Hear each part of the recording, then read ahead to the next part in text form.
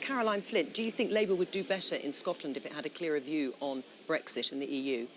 Well, I think clearly, as Tommy said, a majority of people voted to remain. But I would have to say, like across the rest of the UK, whether you vote to remain or leave, I think people want governments to get on with it. And I think there's lots of Scots who, like lots of English people, just want their governing powers to get down to the business of sorting this out and getting the best deal possible. I think in Scotland we had some recovery in 2017, but we've still got a long way to go. But I think it's just interesting that the SNP are reeling from that result in 2017.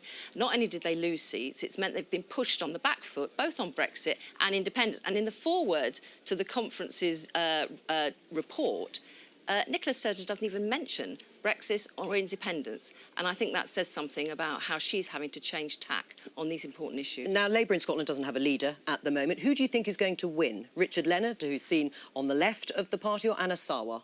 I don't know is the answer to that, but they'll make their decision.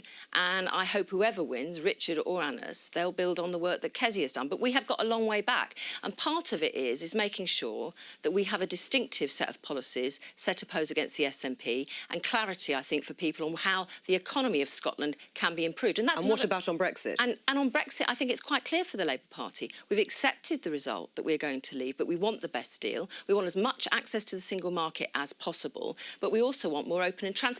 And the speech, if I could say, the speech that the Prime Minister made in Florence, which was a shift in tone, could have been made 9 months ago and would have helped everybody. And we're going to get onto that in just a moment. Nadhim Zahawi, is Ruth Davidson the answer to the Tories down the line? She's certainly the answer in Scotland, because the SNP lost seats to Ruth Davidson's Conservative Party because Ruth actually ruthlessly focused on delivery on domestic policies in Scotland. Education. Would you like some of that in Westminster? Healthcare. Well, she's a great star for us, but I think she's very happy doing the job she's doing in Scotland. She also got help by the union vote as well, didn't she? Well, she did a great job in focusing the whole campaign on the track record of the SNP, which didn't work for them, and clearly they are trying to do something about it. But Ruth Davidson has been a fantastic leader for us. She'll continue to do well, and will be First Minister of Scotland. Right, Tommy Shepherd, what do you say to that? Well, I think it's ridiculous, Ruth Davidson fought a campaign in Scotland trying to distance the Conservative Party here from Theresa May and the London leadership, and she promised that the new Scottish Tories would stand up for Scotland. In fact, they haven't been doing that at all. They've just been, like all the old Tories, going through the same lobbies, voting for the same austerity policies and the same hard Brexit. And they have been exposed, and that's why in the latest opinion polls, the Conservatives are back into third place in Scottish politics. And it's the SNP, which is, after 10 years in government, going forward with a new programme for government and is 17 points ahead in the opinion polls. But with far fewer seats. So we're feeling pretty cheap.